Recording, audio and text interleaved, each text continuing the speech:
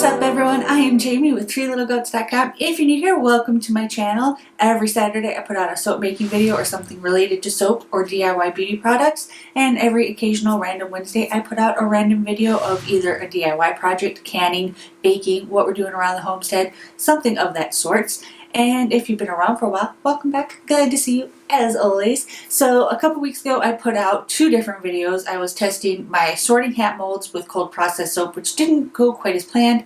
And then I tested some Harry Potter molds that I made for some wax melts, which went out perfectly.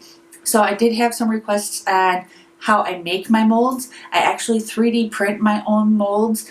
Or not my own molds, but I 3D print my blanks that I then turn into molds. So today I'm going to show you my process on how I do that with some freshly printed Harry Potter crests. So without further ado, let's get into it. Alright y'all, so today I am going to show you how I make my molds for my 3D soap molds. I showed you my Harry Potter molds. I use them to make wax melts now. I did use them for melt and pour soap. They work great with melt and pour soap, not so much with cold process soap because they are so detailed and intricate. But I do want some in a couple different sizes for different size wax melts. So I figured I would take you guys along and show you my process on how I do that. So I have just some clear contact paper here. You can use contact paper, you can use glue to glue them down, you can use, some people use packing tape. You just need something with a sticky surface or something to stick your actual thing down. Blank, I guess you would call it a blank. Whatever you're going to be making the mold of. So dramatic, contact paper. Jeez. I just like contact paper because I don't have to stick a bunch of it together. It comes in nice big sheets, and I had this left over from other projects, so I use it for this now. So I do have my blanks right here, and then what I like to do is I actually use a poster board I get from the Dollar Tree because it's a big poster board and you can get probably just a ton of molds out of it, and I cut them into strips and I just kind of measure around them. And I like the poster board because I can kind of manipulate it to the size that I want. So all I need to do, it's pretty self-explanatory. I'm just going to stick down my blank to make sure it's nice and secured. And then I'm sorry if you see my head at the top of the camera. But I'm going to take my poster board, and I kind of bent it, cutting it, which is fine. And I'm going to put it down so that it is not touching any of the sides. There's enough clearance around the entire blank. That way everything gets nice and incorporate it into the mold. Can be tricky because this is sticky, but probably helps if I would just turn it around, huh? Am I still in frame? Yeah. So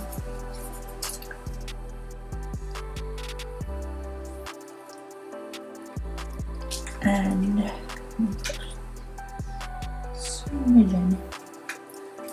alright. And then once I am happy with that, I kind of hold it in place, and then I take my hot glue gun and make a mess with it. And I'm just going to outline my entire mold area. That way I can kind of ensure that there's not going to be any leakage and everything's going to stay into place.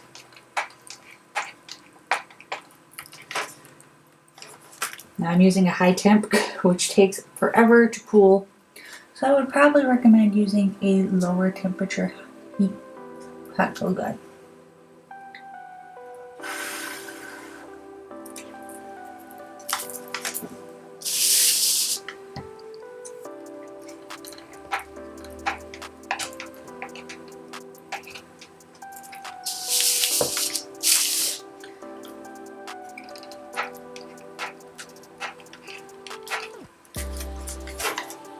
And then I'm just going to let that glue harden.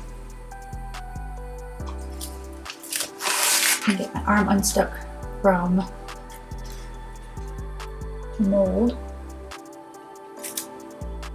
And I'm just going to repeat that process with all of my blanks that I'm doing today. I'm doing all 4 of the houses from Harry Potter, as well as the Hogwarts crest as well. So I guess we will speed through this process.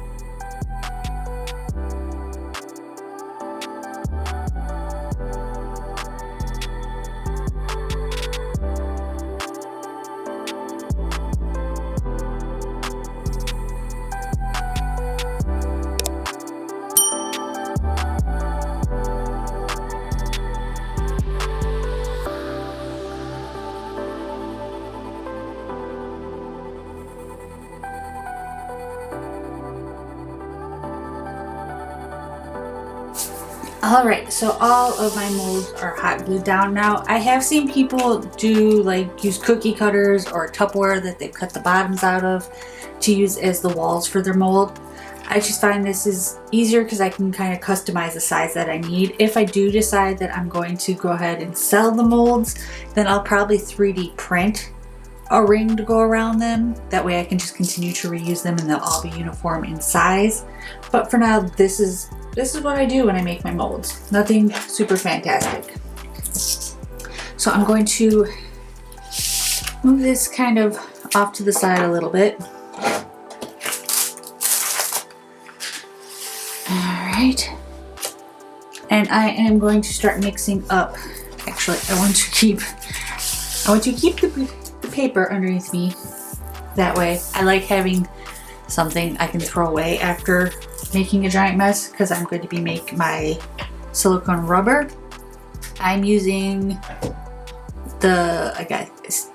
so don't ask me to pronounce that, Sapoila Sun technology. It's a 2-part silicone rubber. I generally use, actually I have some left over. I'm going to use some Umu 30.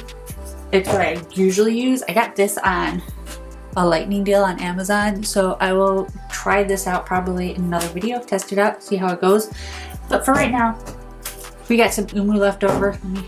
Let me make sure it's still good. If I can get it open. Oh my gosh, I can never get anything open nowadays. I need to take my ring off.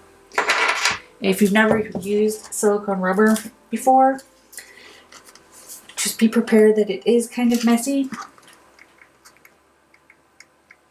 And I can't open this. Oh. Alright, let me get my husband to open this and I'll be back. Alright, that was good timing because my battery was dying on my camera anyway, so worked out for me. Alright, I need one more mixing cup.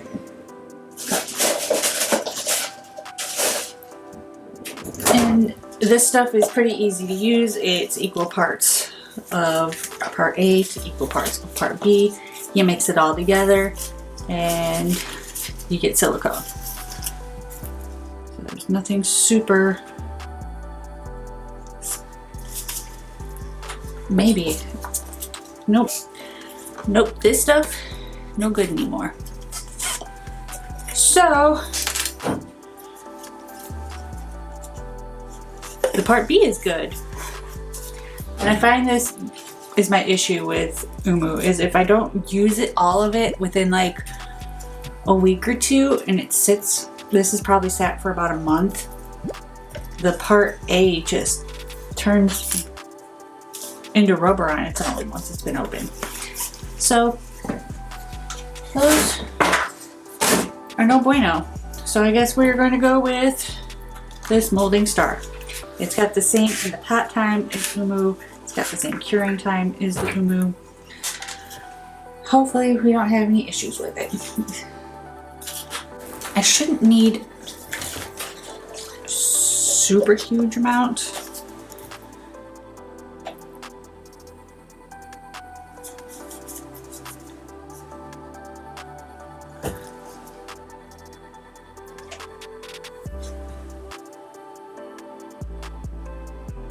This stuff is definitely a lot runnier. And then I'm going to take part A and part B and I'm going to mix them together in another separate cup.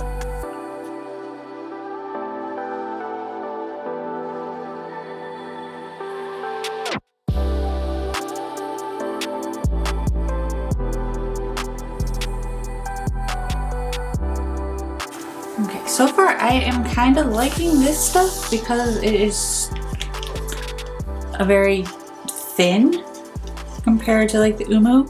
So when I pour it into my actual mold, where am I at on camera? Am I on camera? Well, this one is on camera. Okay, I like to pour kind of higher just to try to mitigate any air bubbles.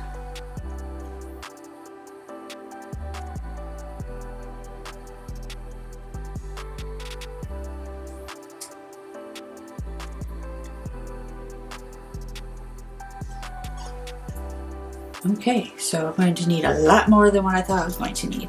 And when I'm pouring out from this cup, I don't scrape the sides just because that's more likely to be things that didn't get fully incorporated in.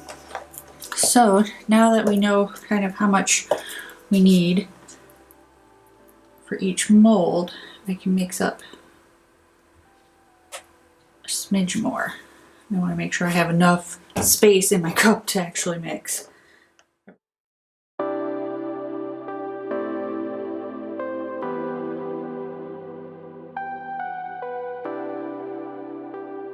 So those are the molds. I'm going to probably just let these sit overnight because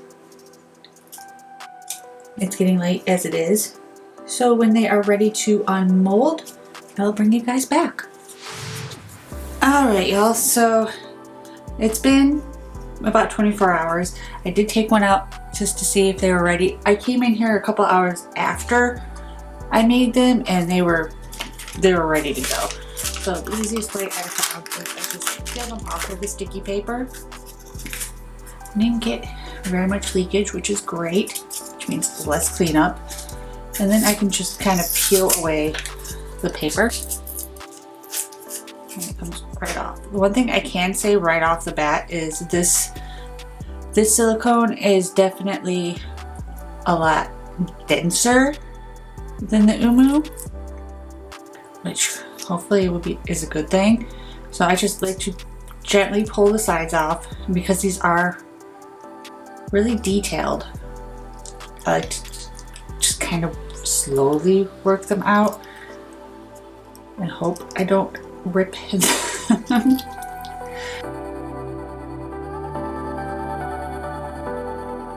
Go.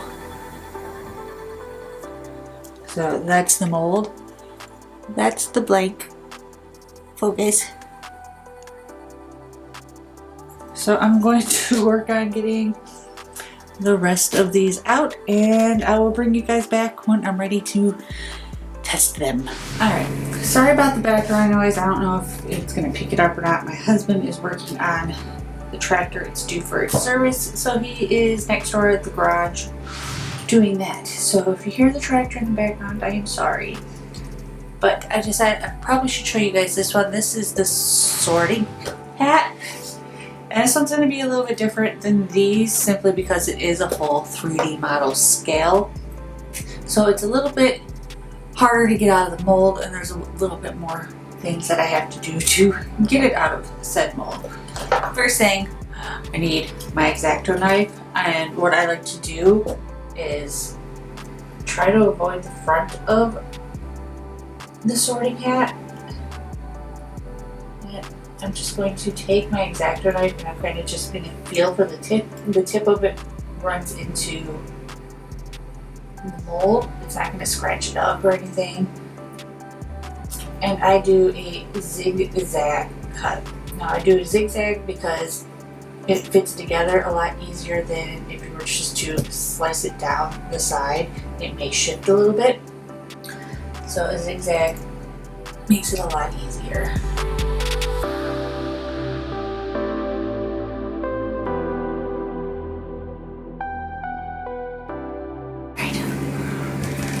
See, this is also a great way to break the top of your sorting hat. But that's okay. I can 3D print another one of those. Ooh. But now that that's at least out, I can kind of make sure I get cut all the way through. I don't know if you can see it. Let me see if I can get you in a little bit closer.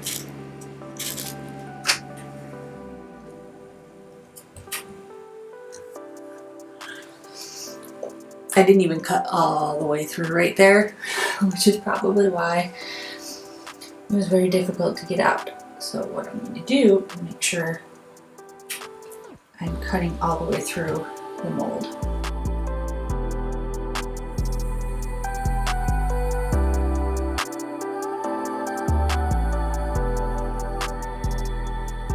So I am mixing up some soy wax right now in my little, I don't know if I can get it over here, my little melter, my chocolate melter that has never seen chocolate.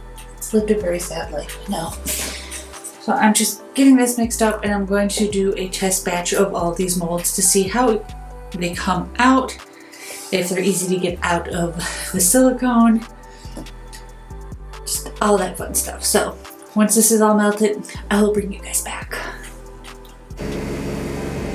All right. Again, sorry for the noise. Hubby's got the tractor running right now. I've got my wax nice and melted. We're going to, because this one's going to take the longest, I'm going to pour this in, my wax into this mold to see how it works. I do this for multiple reasons. One, I want to test the mold to see how easy it is to get the wax or melt and pour soap in some cases out of these. It also kind of just cleans the mold out a little bit to make sure there's no like little bits of silicone just resting in there.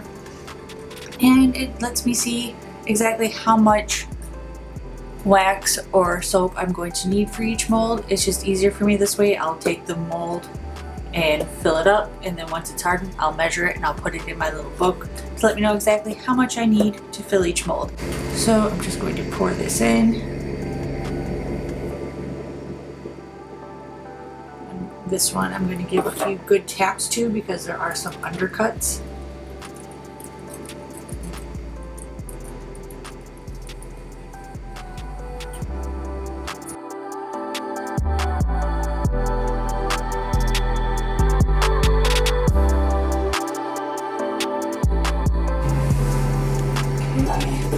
And I'm going to need to melt a little bit more wax, so I'm going to finish filling up my rest of them, and I'll bring you guys back when they're all nice and cooled. Alright y'all, so it's been a couple hours. I took the Hogwarts crest out just to see if it would come out because I had such a hard time getting the blank out of here, and surprisingly it came out pretty easy. I do have a little bit of wax left in there, which is fine, it'll come out. But let's see how these other ones fare.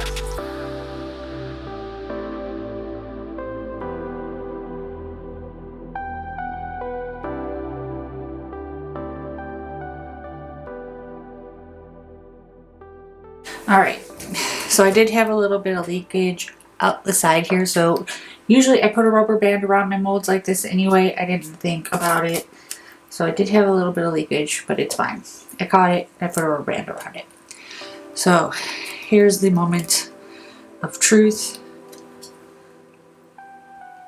Will it come out in one piece?